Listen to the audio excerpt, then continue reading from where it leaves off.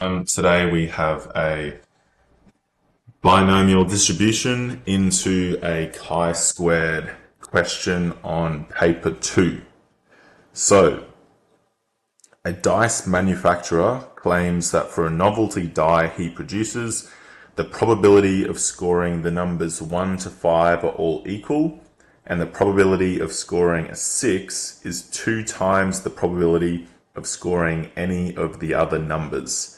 Find the probability of scoring a 6 when rolling the novelty die. So firstly, let's let P equal the probability of scoring 1 through to 5. Therefore, 2P is going to be the probability of scoring a 6, because it says 6 is 2 times the probability of scoring any of the other numbers. Now, those are the only outcomes, so all of those probabilities have to multiply together, have to add up together to 1 being 100%. So for the probabilities of 1 to 5, I'm going to have 5P plus the probability of getting a 6, which is 2P. All of that has to equal 1. So 7P equals 1. So P equals 1 over 7. That wasn't the question. The question said find the probability of scoring a 6. So if P equals 1 over 7, then 2P is going to equal 2 times 1 over 7, which equals 2 over 7. So, final answer is the probability of scoring a 6 equals 2 over 7. You need to use the correct terminology, you need to define your variables, set up an equation, and then make sure you're actually answering the question. Find the probability of scoring a 6. Next, find the probability of scoring more than 2 6s when this die is rolled 5 times. So you need to recognize we have a binomial distribution. Either you're scoring a 6 or you're not scoring a 6. We've got a probability, which we just figured out in the previous question, and we have a number of trials, which in this case is 5. So next part, we want to figure out, let's say let our discrete random variable x be the number of 6s. Now let's say that x is a binomial distribution with a number of 5, because that's coming from the question, and a probability of 2 over 7. That's coming from your answer to part A. You need that line that I just wrote there to get 1 mark. Next thing that we need is to define your probability. So we want the probability that x, so coming back to the question, it says find the probability of scoring more than 2 6s. So more than 2 means that it's either going to be greater than or equal to 3. So that's how I'm going to write it, greater than or equal to 3. Equals, now let's get the calculator. So we want stats, we want distribution at the top, we want binomial, and we want BCD. The lower is going to be 3, because I said greater than or equal to 3. The upper is going to be 5, because we're only rolling it 5 times. The number of trials is 5, because we are rolling it 5 times. And the probability here is 2 over 7. So 2 divided by 7 equals, and it gets you that number.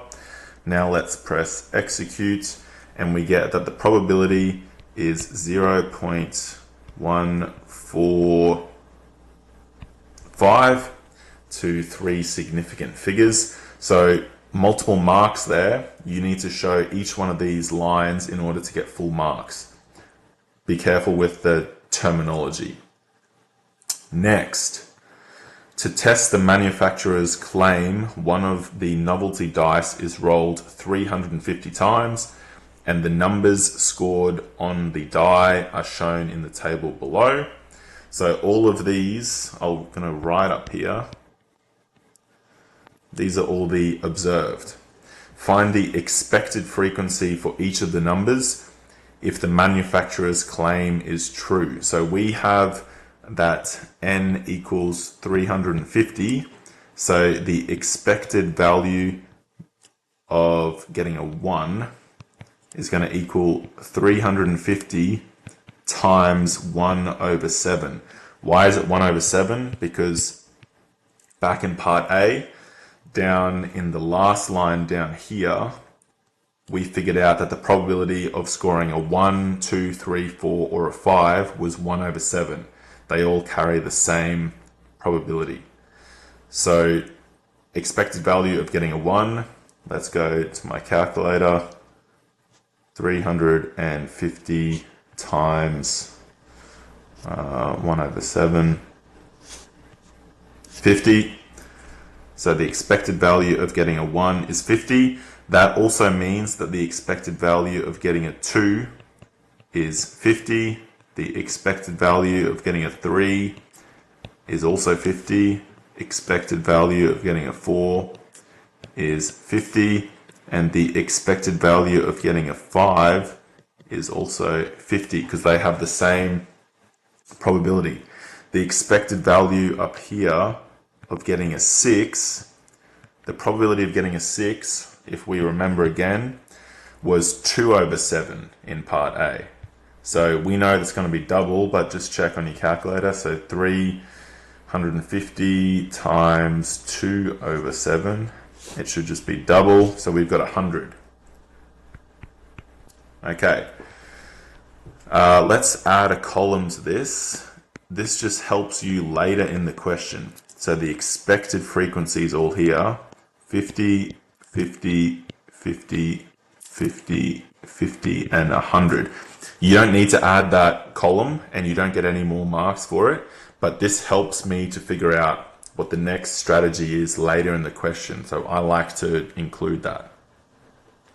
Next part. A chi-squared goodness of fit test is to be used with a 5% significance level. Write down the null hypothesis and the alternative. So if I remember right back at the start of the question, it said the very first line is a dice manufacturer claims that for a novelty die he produces, the probabilities of scoring numbers 1 to 5 are all equal, and the probability of scoring a 6 is 2 times the probability of scoring any other numbers. So my null hypothesis, right the way down here, null hypothesis is H0. We are going to say that the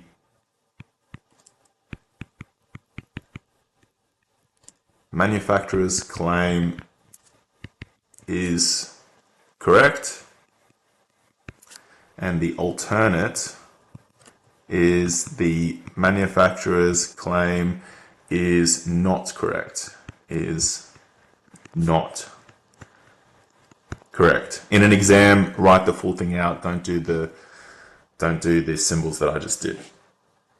Okay, state the degrees of freedom for the test. Back to my table. This is why I liked to add in the third column with the expected. So degrees of freedom is just the number of rows. So we've got 1, 2, 3, 4, 5, 6. We've got 6 rows and it's -1. So let's say degrees of freedom equals 6 minus 1, which equals 5. Degrees of freedom for this is 5. Last thing, this is worth 4 marks. So you need to show 4 marks worth of an answer. Determine the conclusion of the test, clearly justifying your answer. Well, firstly, we need to figure out what the values are. So I need to go to my calculator menu. I need to go stat mode. and I want a test, a chi-squared test, goodness of fit, first one. The observed values are in list, actually I haven't shown you that yet, so let's exit out of that. My table, back up here, has frequency of 32. My calculator in list 1 has a frequency of 32.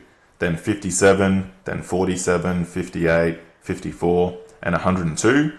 My next column, so list 2 on my calculator, is all of my expected values. So 50, 50, 50, 50, 50, 50, and 100. This third column, this is what the calculator gives us. So I can just delete all these to show you that you don't need it. Now we can go back down to here. I want test, chi, GOF, observed are in list 1, expected are in list 2, the degrees of freedom are 5 from my previous question, and then I always just make this as list 3. We really don't care what the values of these are for the purpose of what we need. So execute equals, and we get a p-value equals 0.098. Okay. Now we need to make a conclusion. So I've written some, you would need to remember this part down here that I'm linking to. You need to remember this.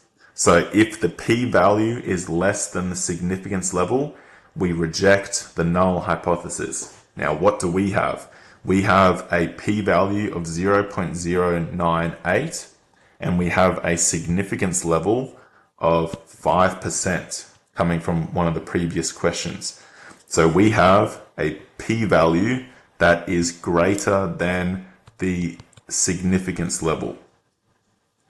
Over to my working out over here, we've got if the p-value is less than the significance level, we reject the null hypothesis. We don't have that. We have the p-value is greater than the significance level. Therefore, we can accept the null hypothesis. So the last question there is worth 4 marks. You get 2 marks for correctly showing the p-value up here. You get a mark for stating the p-value is greater than the significance. Really, I should say this. I should say 0.0984 is greater than 0.05. So that is the second bit that I wrote there, is the more correct way of doing it. And final conclusion is we need to accept the null hypothesis.